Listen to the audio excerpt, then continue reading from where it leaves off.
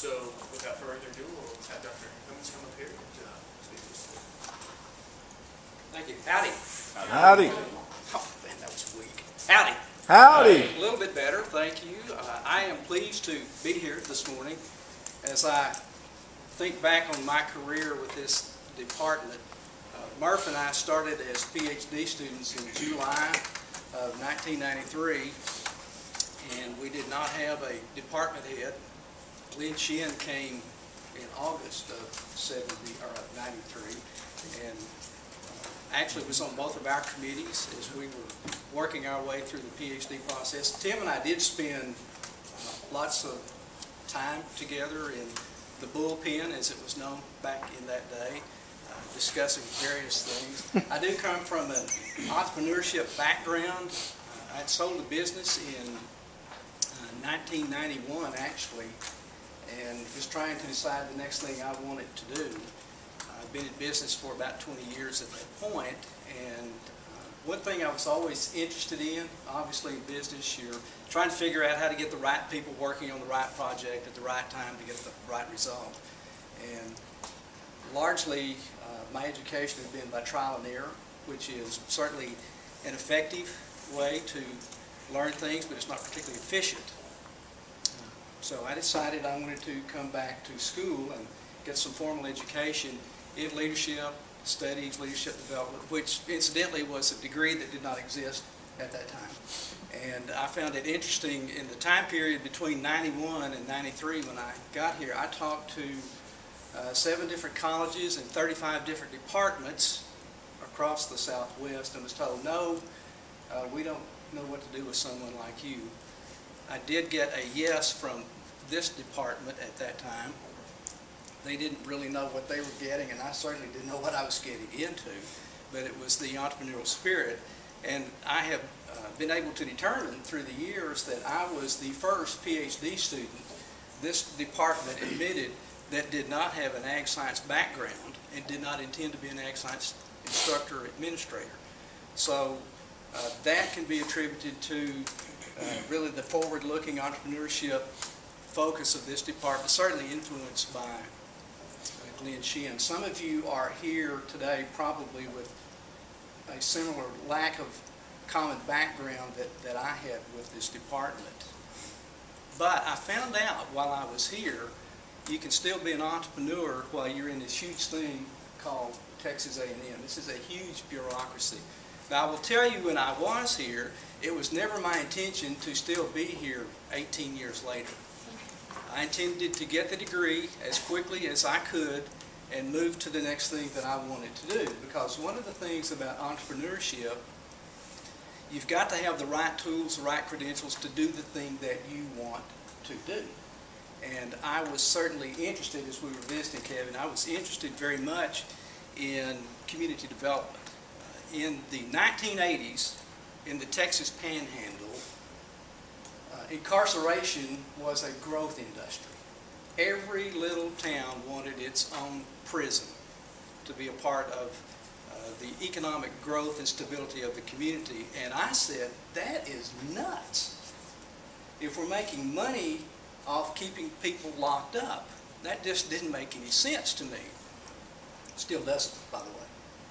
However, I could not figure out how to work within my community to figure out how do we look at something other than getting funding to build a prison. So that's one of the reasons I came back to school, was to study specifically community development, leadership in communities, etc., which as a degree did not exist. I figured out this department was willing to work with me to help me do what I wanted and help them get some of what they wanted, which is the real key to any kind of research. You've got to think about what you're doing in terms of its impact, effectiveness, and value that it can add to someone else. So if you begin with that in mind, you may not know exactly what your project will look like or who would be interested. You've got to give some time and thought to that in terms of what do we do. Now, I was asked specifically to talk about some ways of coming up with new ideas. So one of the things that I do is sit around and think about things. I'm actually paid to think while I'm here, which I find pretty interesting. And hopefully you are educating yourself so that you too can be paid to think, if that's what you want to do. I realized when I was in business, there are two classes of people. There are toters and there are coordinators. Coordinators have the better jobs in terms of thinking about how to get things done. Now, that does not mean that you cannot ignore the part about doing some of the heavy lifting. That you can do in terms of the way you think about things, the way you approach things, etc. I've also discovered that, and this actually happened, Tim, whenever we were in PhD studies, I don't see the world the way most of the world sees the world. I could not figure out why people don't get things. It is obvious to me. I was 45 years old complaining to my wife, and she said, well, it's not us that are different, it's you that are different in terms of the way you view things. Hopefully some of you are different in the way you view things, and you look for different connections, you look for ways to connect things that maybe are not obvious to others. But I will also tell you, as an entrepreneur, sometimes you've got to slow down to let people catch up with you, because what may be crystal clear to you does not occur to other people. So you've got to school yourself a bit, which is one of the things I really had to do here in terms of figuring out how do educators think about things. And it is different from the way I view things. This is my 18th year at Texas A&M. I have yet to have any job that is funded by the state.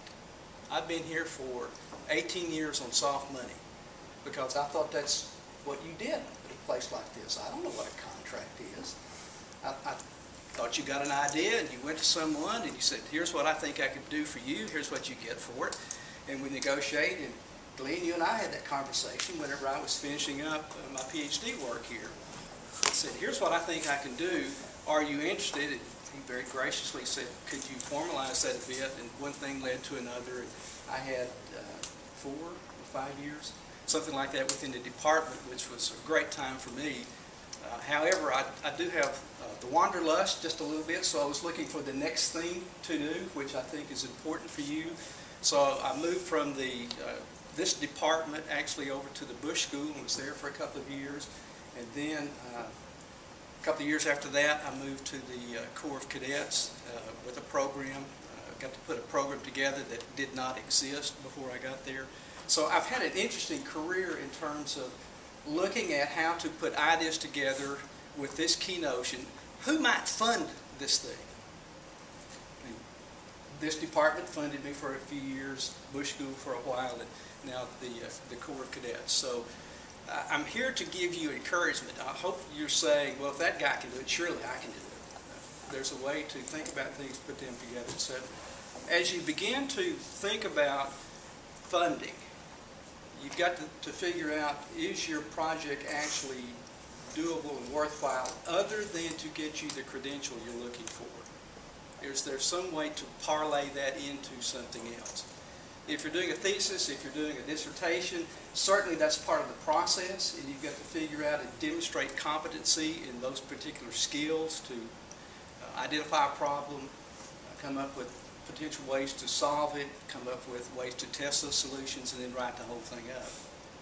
You've got to be able to do that. That's no different than asking for funding. So, well, what have I got? Who might be interested? How could it be a benefit to them rather than being a benefit to me? So you've got to have some end goal in mind in terms of what could this look like.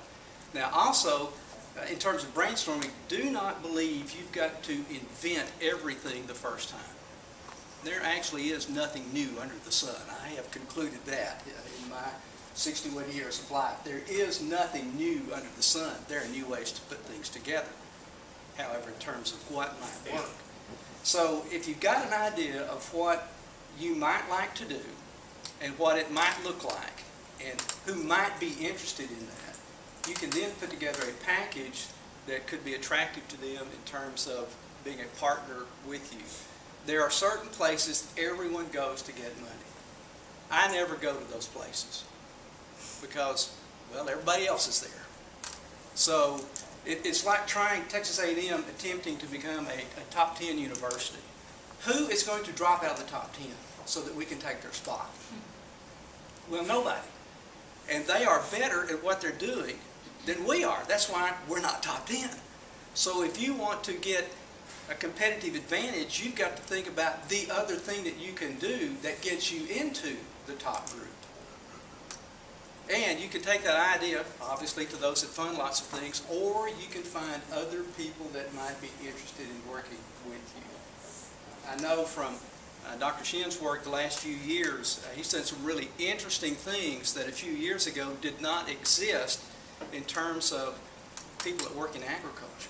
There's a huge opportunity for development in a lot of different places, and they don't have to all be dangerous, where people are paying for expertise. If you can go and help them figure out what their problem is and how to solve it. You do not need to know how to drill an irrigation well to help people figure out how to get irrigation water. You've got to figure out the bureaucracy. Somebody else is going to be the expert at drilling the well, but you can put things together. And hopefully this is making some sense to you about, well, let me step back here and see what I can actually offer, and it should be problem solving. Well, maybe for that problem identifier. Say, what is something here that needs to be addressed?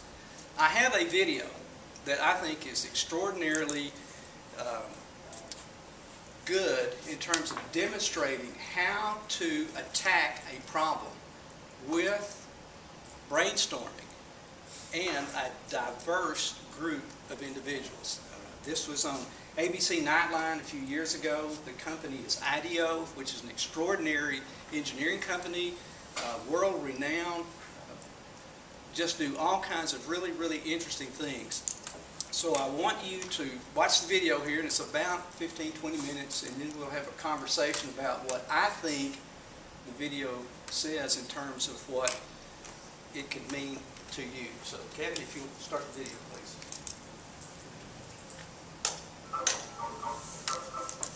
It used to be that you deferred to the boss. Is it the boss is always going to have the best ideas?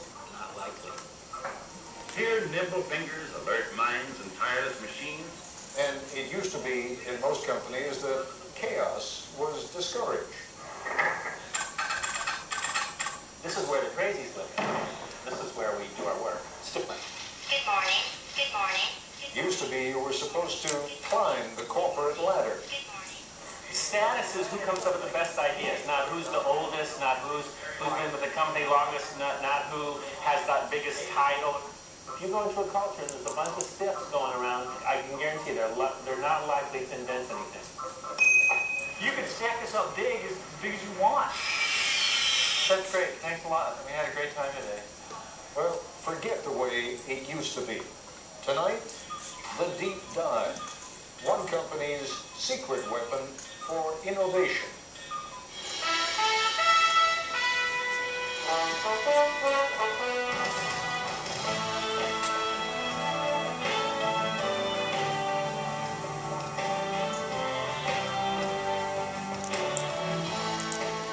A lot further along in this broadcast, near the end, as a matter of fact, you will hear one of the central characters suggest that we look around. The only thing that's not designed by anybody, he will say, is nature. Actually, you could say the same thing by observing that the only designs that don't require constant modification are the ones we find in nature. But the point is well taken. From the buildings in which we live and work to the cars we drive or the knives and forks with which we eat, everything we use was designed to create some sort of marriage between form and function. Does it work, and can we make it look interesting or attractive? There's an interesting distinction between design and invention. Whoever came up with the idea of dental floss, for example, was an inventor. But the man or woman who put it inside that clever little plastic box that lets you tear off just the right length, that was a designer. How does the process of designing a better product work? To show you, we went to the largest and perhaps the most innovative industrial product design firm in the world and gave them the toughest problem we could think of. Take something old and familiar like, say, the shopping cart, and completely redesign it in just 5 days. Here's ABC News correspondent Jack Smith. 9 in the morning, day one. At these people have a deadline to meet. So, welcome to the kickoff of the shopping cart project. This is Palo Alto, California, in the heart of Silicon Valley. And these are designers at IDEO, probably the most influential product development firm in the world. Designers are the reason TVs have square screens, chairs 4 legs, and toothbrushes nowadays those squishy handles. In fact, it was IDEO that designed those squishy handles. IDEO has designed everything from high-tech medical equipment to the 25-foot mechanical whale in the movie Free Willy, and the first computer mouse for Apple. Smith ski goggles, Nike sunglasses, NEC computer screens. Hundreds of products we take for granted. This is called the Neat Squeeze toothpaste tube, which you invented that. The man who runs IDEO is Dave Kelly, a Stanford engineering professor, the Groucho Marx mustache, a data genius, and an approach to innovation that usually works. Well, thank you, Fred. But not always. I can show you some products that failed. Came up with this idea called monster shoes, where you take these little monsters and lace them into your shoes, like this. And we had built a bunch of them, and I didn't want those either. So Mostly what IDEO designs, though, does work, and it works very well. Dave and his design teams create about 90 new products every year. the point is that we're not actually experts at any given area. You know, we're kind of experts on the process of how you design stuff. So we don't care if you give us a toothbrush, a toothpaste tube, a tractor, a space shuttle, you know, a chair. It's all the same to us. We want to figure out how to innovate by using our process, applying it. And so for the next 5 days, the team will apply that process to bringing the supermarket shopping cart into the 21st century. I think first we should maybe all acknowledge that it's kind of insane to do an entire project in a week. Project leader is Peter Skillman, a 35-year-old Stanford engineer. Project leader because he's good with groups, not because of seniority. He's only been at IDEO for 6 years. The rest of the team is eclectic, but that's typical here. Whitney Mortimer, Harvard MBA. Peter Coughlin, linguist. Tom Kelly, Dave's brother, marketing expert. Jane Fulton-Suri, psychologist. Alex Kazaks, 26, a biology major, who's turned down medical school 3 times because he's having too much fun at IDEO. Kids climbing up and doing this. Kids do that. Safety emerges early as an important issue. 22,000 child injuries a year, which is, and so they're hospitalized injuries. I mean, there are many others. Not reported in the store, that's the actual No, that's hospitalized. Wow.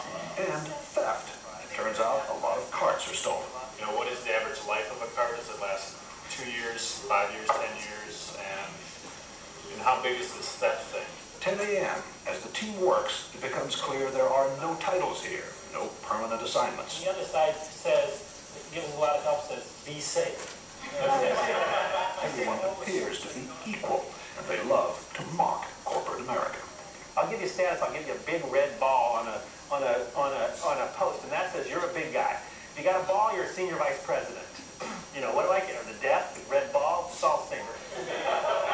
In a very innovative culture, you can't have a kind of hierarchy of here's the boss and the next person down, the next person down, the next person down, because it's impossible that the boss is the one who's had the insightful experience with shopping carts. It's just not possible. According to Kelly, even employees who merely listen to the boss don't add that much either. So you gotta hire people who don't listen to you. And that, I don't think corporate America wants to hear that right yet. And I think we ought to start making those lists about the kind of questions that we're going to ask. The team splits into groups to find out firsthand what the people who use, make, and repair shopping carts really think. Okay, go. The problem with the plastic cart is the wind catches it. Yeah. And these things have been clocked at 35 across the parking lot. Man, that's actually a pretty good point. The trick is to find these real experts, and so that you can learn much more quickly than you could by just kind of doing it the normal way and trying to learn about it yourself. From everything I read, these things aren't that safe either, you know? So probably the seat itself is going to have to be redesigned. What you're seeing here is the kind of social science, like anthropologists, you know, like you go and study tribes. What is it that they do that we can learn from that will help us design a better cart? One of the interesting things for me is looking at how people really don't like to let go of the cart, except for the professional shopper, whose strategy is to leave the cart at various places. In corporate America, many bosses measure whether their people are, the good people or the people who are performing are the ones that they see at their desk all the time. That couldn't be further from the truth. The people who are really getting the information are out here talking to the buzzes of the world, going to meet other experts, much more useful than sitting at your desk. 3:30 in the afternoon, and the group is back at IDEO. There is no let-up. Each team is going to demonstrate and communicate and share everything that they've learned today. People went off into the four corners of the earth and are coming back with the golden keys to innovation. A shopping cart has been clocked at 35 miles an hour traveling through a parking lot in the wind. We were in the store, 2 hours, and it was truly frightening just to see the kind of stuff going on. You got to designate some people to make damn sure that the store owner's point of view is represented. After 9 straight hours, the team is tired. They call it a day.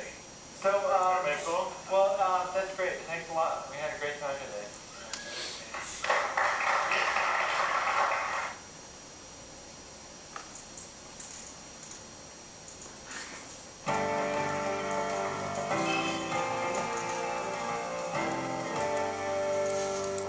Want to get together and start here. Day 2 at the start of IDEO's unique brand of brainstorming. They call it a deep dive, a sort of total immersion in the problem at hand. It's the secret to IDEO's success, designing products for clients as diverse as Nike, Apple, and Procter & Gamble. IDEO's mantra for innovation is written everywhere.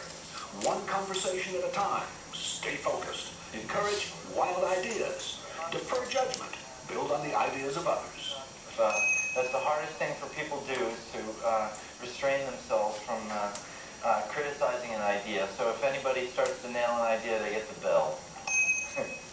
The deep dive begins, and for the next few hours, the ideas pour out and are posted on the walls. Oh, the blind, the privacy blind. Like when you're buying 6 cases of condoms, you know, nesting, it sort of has to nest. If it doesn't nest, we don't have a solution. Velcro pants and Velcro seats for the kids, you just drop them down there. Like Velcro seats?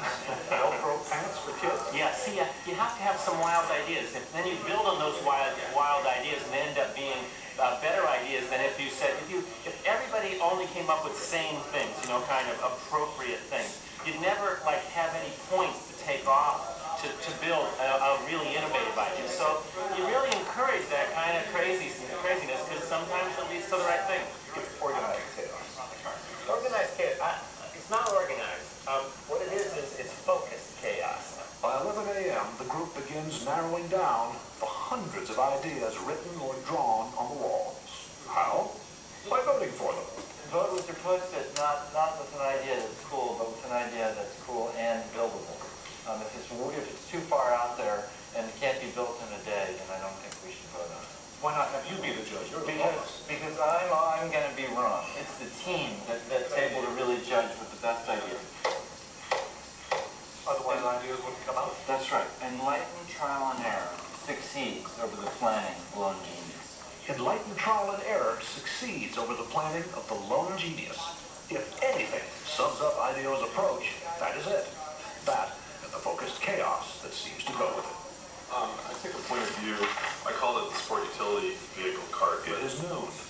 Worried that the team is drifting, what can only be called a group of self-appointed adults under Dave Kelly holds an informal side session. We don't want to tell them what to build, or else we take away the benefit of the whole thing, right? What needs should they optimize their solution to?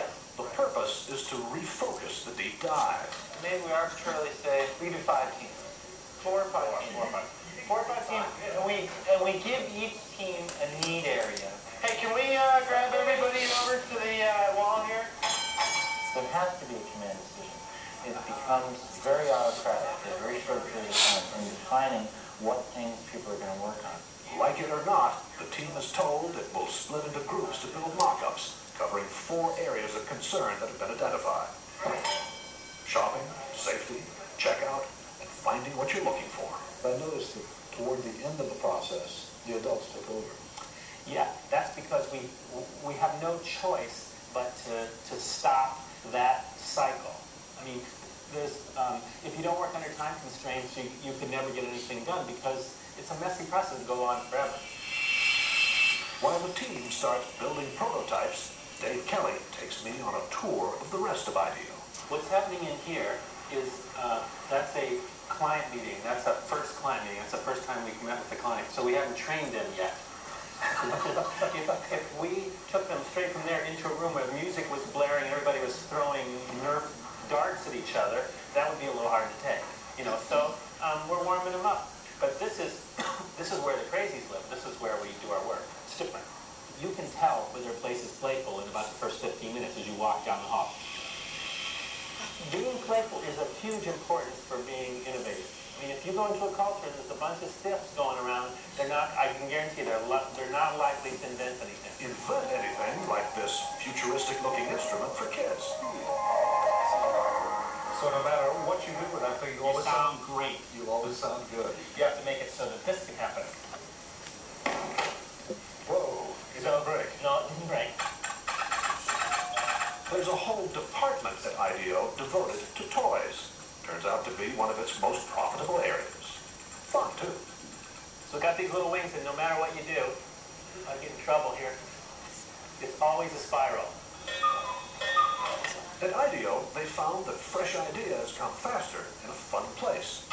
Not only is the furniture on wheels to suit the needs of the moment, but people are encouraged actually to build their own work areas. And they were designing this space, and they said to me, we'd like to have, $4,000 extra in our budget for a DC-3 wing. And I said, DC-3, you have to have that? And they said, yeah, they have to have it. So that's a DC-3 wing. Piece of a DC-3 wing, yeah. And that's just decor. That's decor. That's ambiance. That says we're weird, and we're proud of it. Umbrellas on the ceiling to shade computer screens from direct sunlight. And bicycles on ropes to prevent clutter. The first guy who hung a bike up on a thing, he didn't come to me and ask me. He didn't ask some facilities person if it was okay. He tried it. And then, he waited and see if anybody complained. If nobody complained, another guy hung a bike up. And pretty soon, everybody's got their bikes up and nobody's complained, right? So it's that whole thing of trying stuff and ask forgiveness, instead of asking permission. It's the way people come up with new ideas. IDEO has such a reputation for innovation that client companies are increasingly asking Dave not just for new products, but also to remake their corporate cultures. You may be looking at the workplace of the future here. It's one thing to be able to do a product once in a while, but if you can build a culture and a process where you routinely come up with great ideas, that's what the companies really want. Okay, Peter, we're done. Back at the shop, it is 6 o'clock. The 4 mock-ups are ready for showing. Baskets also can be, if you think you will have more volume, baskets can be put in. A modular shopping cart you pile hand baskets onto. A high-tech cart that gets you through the traffic jam at checkout. You could mount a scanner on the shopping cart so that you as the customer, as you pull it off the shelf, would scan each item. One that's built around child safety. And another that lets shoppers talk to the supermarket staff remotely. Yeah, working on a funny yogurt. But the adults, again, decide more work needs to be done before the mock-ups can be combined into one last prototype. Why don't we have all the cards come up here for a second? If you could take a piece of each one of these ideas and kind of back it off a little bit and then put it in the design. The design is still not there, but there's another motto at IDEO: fail often in order to succeed sooner. And some of the team will be up half the night trying to put together a design that finally does work. So I think a combination.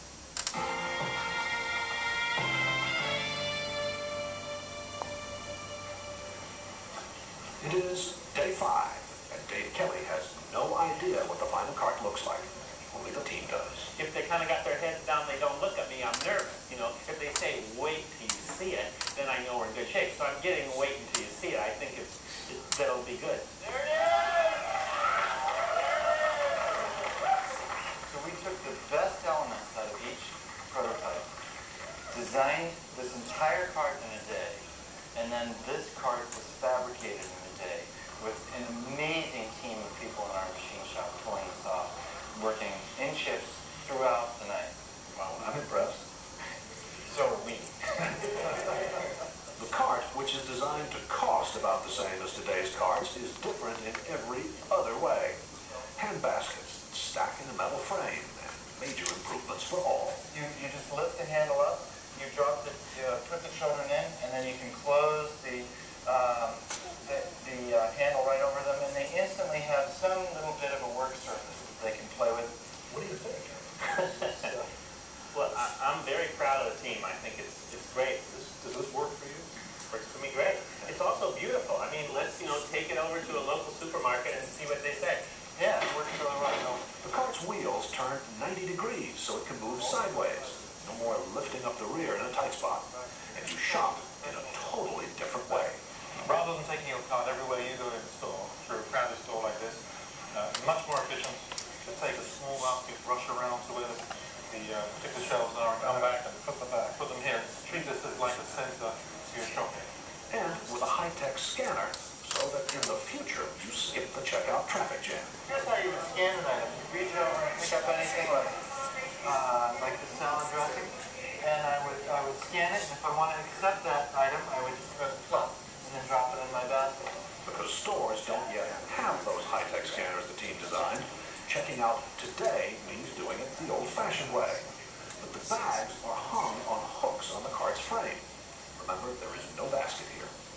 Why get rid of the big basket? The basket is tyranny.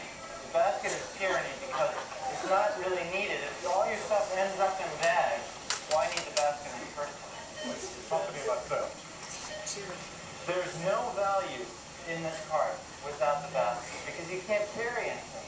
It's useless to anybody. And if there's barbecue, So it's not going to get stolen. that's right. So this ought to appeal to store owners then. Yes, I love it. I think it looks great. At first, I was a little shocked, but I think you have some fantastic ideas here. It needs a little refining, but I think that it's great. I mean, we would want them. It makes me feel great. And she also gave us some really good comments about how we can make this thing better. Just wherever you are, look around. The only thing that's not designed by somebody like is nature. So the trees are not designed by us, but everything you see, every light fitting, every flower vase, every scale, every stand for fruit, everything is designed, has to go through this kind of process. And they can do a better or worse job of innovating or improving, but everything is designed, has to go through this process. It wasn't just effortless, oh my God, so that's how it works thing that I saw there. It was actually hard work. It's a lot of hard work. We all love it, so it doesn't look like it's hard work, but it's a lot of hours. A lot of hours. Also, an open mind, a boss who demands fresh ideas be quirky and clash with his, a belief that chaos can be constructive, and teamwork. A great deal of teamwork. And these are the recipe for how innovation takes place. This is Jack Smith for Nightline, Palo Alto, California. And I'll be back in just a moment. And that's our report for tonight. I'm Ted Kaufman. Okay. Real quick before we start back up. We may go a little bit over time. If you've got another appointment or something, just feel free to excuse yourself if we go a few minutes along today. Take all the time you need to wrap things up. I will be done on time. If you want to stay after time, I'll be here, but I will be done on time. You've seen a demonstration of the way I view the world.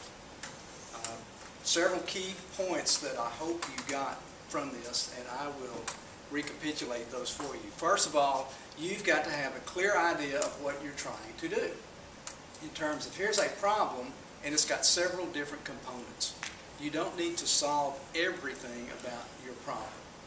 So they were talking about convenience, accessibility, checkout, safety, several key components there. Find out as much as you can about each of those things and then which one is actually doable for you and might be interested in, someone might be interested in what you're attempting to demonstrate or find out.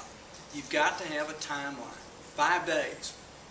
When I got here, I wanted to get finished with the formal education as quickly as possible, which is not a number. So I just started looking at what was required, and there's always a process someplace. It may be ill-defined, but there's always a process. You can clean processes up too. They did an entire project in 5 days. It had all the components, problem, gathering information, coming up with potential solutions, a way to test that, and then demonstrate what you found out. So for you, you've got to have some kind of a notion of how much time do I put in on this? You will not get a perfect product. You do need to meet the standards. You've got your whole life to work on being perfect. Just keep steadily plodding forward and you will get finished. Tim reminded me of something that was on the wall in our office, Carol. It was a Gantt chart that I put up. It was what I needed to do every day to get finished with the PhD process, which included coursework, research, dissertation, defense, all of those key elements there. And you can do those kinds of things with whatever your project happens to be, but get a timeline in mind and then what are the key elements of that, and then you put that thing together. If you miss a timeline, that's probably not that big a deal because you're on a timeline and you can figure out how to compensate. But you've got to have something to begin with. And then at the end, even though Jim Kelly did say, ask permission later, you've always got to ask permission. Someone has got to sign off on what you're doing. That's the person that you're asking to grant funding. You can go to them with all kinds of ideas. They've still got to sign off on it. What you can do in terms of being creative is figure out ways to help them help you. That's what you're trying to do. So it could be that the project you're interested in, you're not looking at the appropriate audience that could be helpful to you because you may have it in mind a certain way. And a final comment about brainstorming. It's a great technique. You need to learn how to do that on your own. You've got to figure out how to spend time thinking about things with the key element. Don't get locked in on an idea too early because it will stop the creative opportunity to come up with new ways to do things. So you think about things. For me, I visualize things. You know, what's the next thing I want to do? Well, I get an idea of what that looks like, and I get some artifact that represents what that is. And you might be surprised to know what the next thing is that I'm visualizing. But I've always got some idea of what the next thing is supposed to look like the shopping cart. If I say shopping cart to you, you all have something in mind, right? Say yes. Yes. Yes. You probably did not see that cart though, right? But all of those elements are out there, put together in a new way, which was a really, really interesting thing. So with that, Kevin, I'm going to stop talking. You've been very cordial to me, and I appreciate that. Hopefully I've been of some value to you this morning. And according to my clock, we've got about 6 minutes left before we're officially done. So if you have a question that I might be able to answer, I'm standing by. Otherwise, I'll turn the floor back to you, Kevin. Thank you very much. This is a great department that you're in. It is innovative. It is willing to accommodate new ways to do things, so I cannot imagine a better place. My time here has served me very, very well, and I have very fond memories of my time here in studying. So good luck to you. If I can be of some assistance, please call on me. So with that, I'm done. Thank you very much.